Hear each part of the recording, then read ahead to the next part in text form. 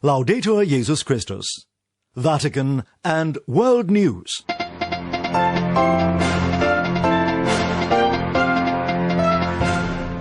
Today, Monday, May 10th, is the feast of St. John of Avila, priest and doctor of the Church. And these are today's headlines. Pope Francis has written a preface for a book on the spiritual exercises of St. Ignatius. The World Council of Churches joins calls for calm in Jerusalem as clashes continue. And church bells are ringing out throughout the Philippines in an effort to encourage citizens to exercise their right to vote. In the Vatican, I'm Christopher Wells. Our top story today, Pope Francis has written the preface to the book Seeking and Finding the Will of God, written by Father Miguel Angel Fiorito. Composed of spiritual flashcards, it's structured to be a practical guide to the spiritual exercises of St. Ignatius of Loyola. Father Benedict Mayaki tells us more. Pope Francis, in a video message on Monday, shared some of his reflections on a book written by Father Miguel Angel Fiorito entitled Cercare e trovare la volontà di Dio, loosely translated in English as Seeking and Finding the Will of God. The Pope notes that the book is a real mind to enter into the soul of the spiritual exercises of St. Ignatius of Loyola, making use of the simple but necessary aids given by the author of the book. Pope Francis pointed out that Father Fiorito insists that his help is only up to a point in the book. In this, the Pope noted, Father Fiorito goes to the point where the other in his freedom allows himself to be helped. Therefore, the book serves as a support guided by a discreet charity without abusing the limit, which knows how to find even those desires of desires on which grace relies.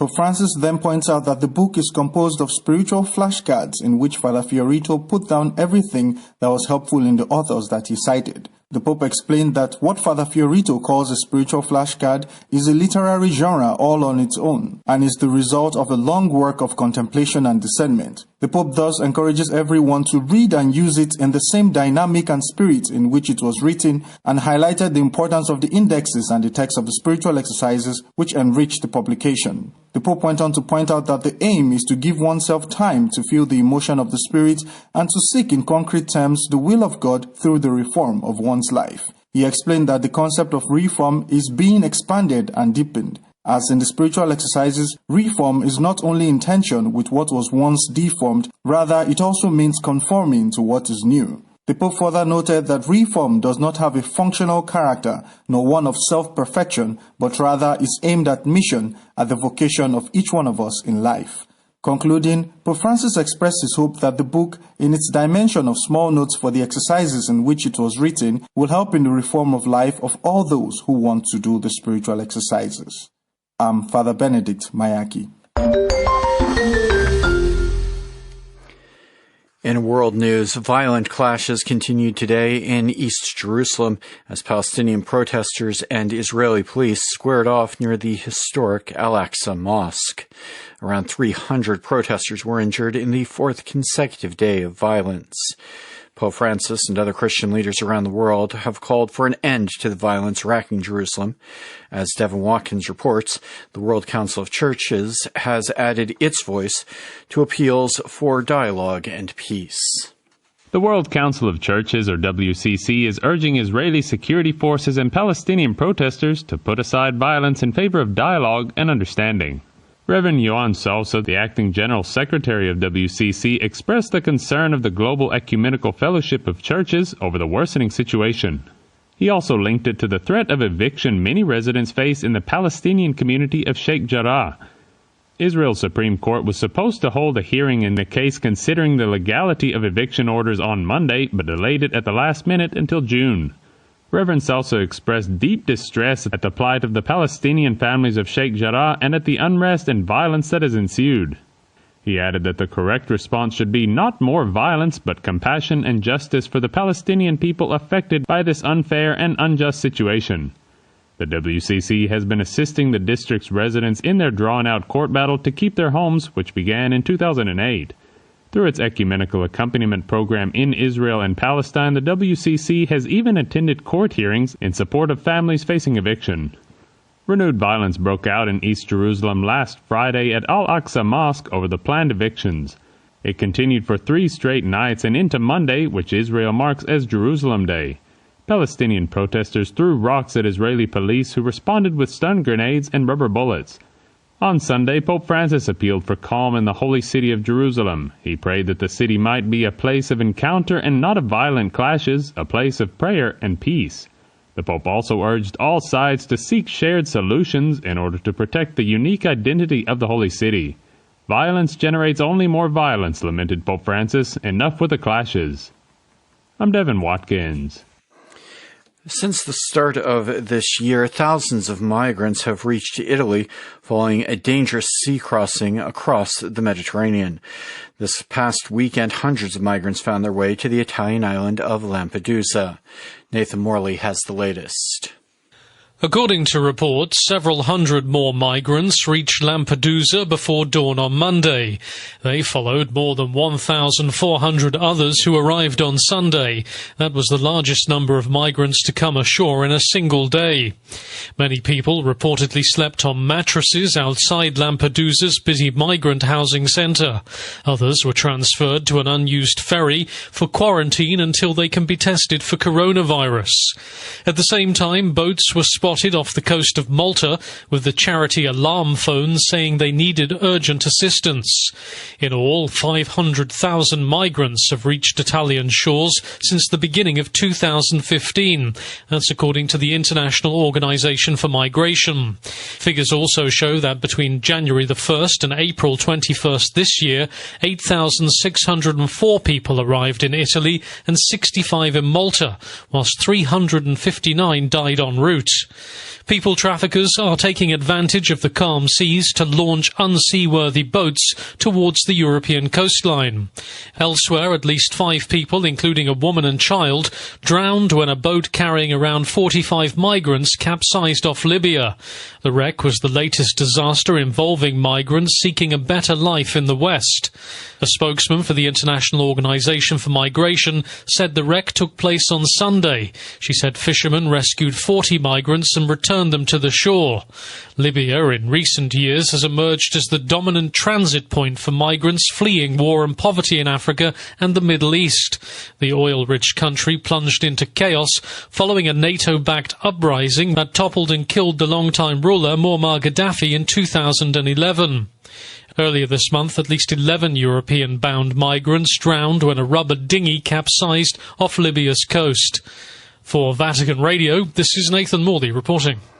The bells of Catholic churches across the Philippines rang out simultaneously at midday on Sunday, urging the faithful to exercise their right and duty to vote in the next presidential election, set for next year.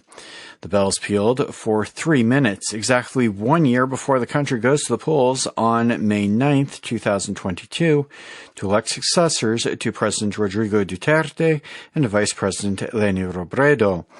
Robin Gomes has more on that story. According to the Philippine Constitution, President Rodrigo Duterte is ineligible for re-election after his 6-year term. Church authorities are encouraging Catholics, especially those who have not yet registered, to make their voices heard through their votes. Let us awaken and enliven once more our love for the country. Register to vote. Make your voices heard.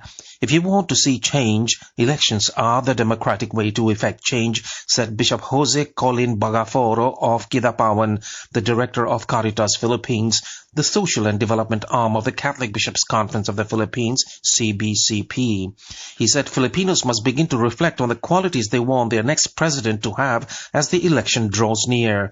We only have 1 year before we choose. May we choose them well by praying and examining our conscience, he said, adding, it is a call for Catholics to be involved in good governance.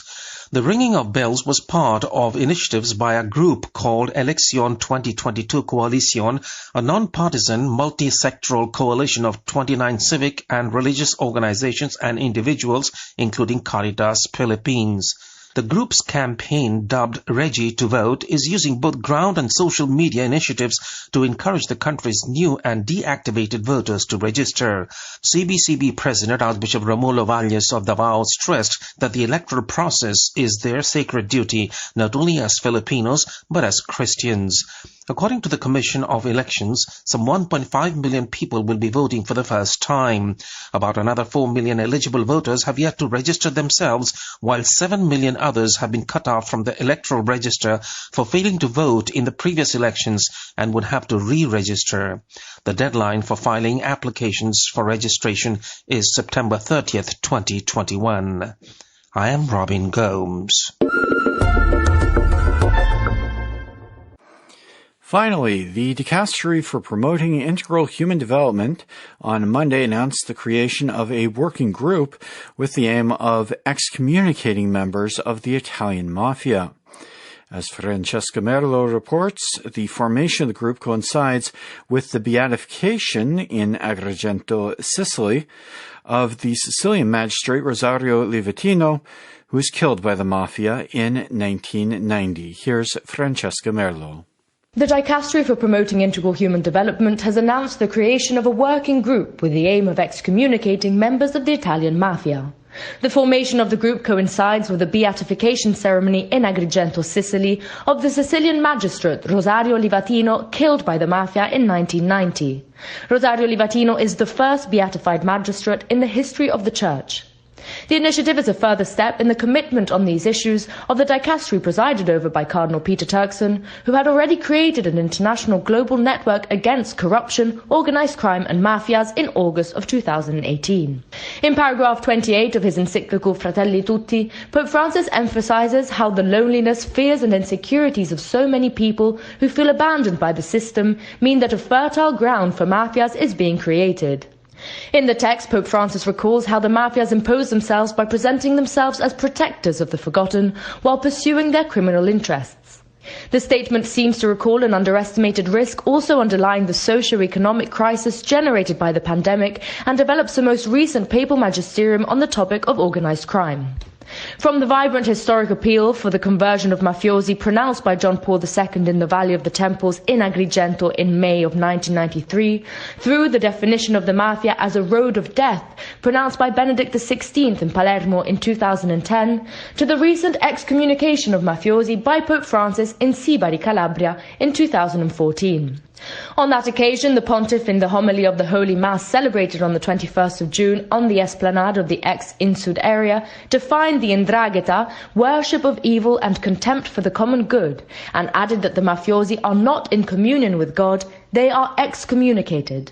The working group on the excommunication of the mafias was created precisely to give pastoral substance to those words pronounced by Pope Francis, and to ensure that the universality of the Church can respond to the worldliness of the mafias by clarifying that belonging to them is irreconcilable with the Gospel. I'm Francesca Merlo.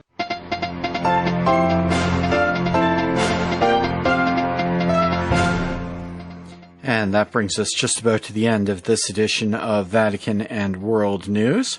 For more on these and other stories, we invite you to visit our web portal at www.vaticannews.va. You can also follow us on Facebook and on Twitter. We also invite you to join the daily live broadcast of the recitation of the Holy Rosary for an end to the COVID-19 pandemic.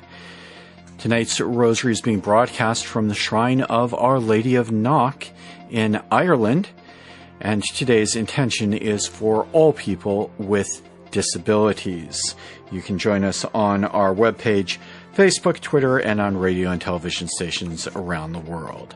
Many thanks to our technicians in studio in the Vatican. I'm Christopher Wells.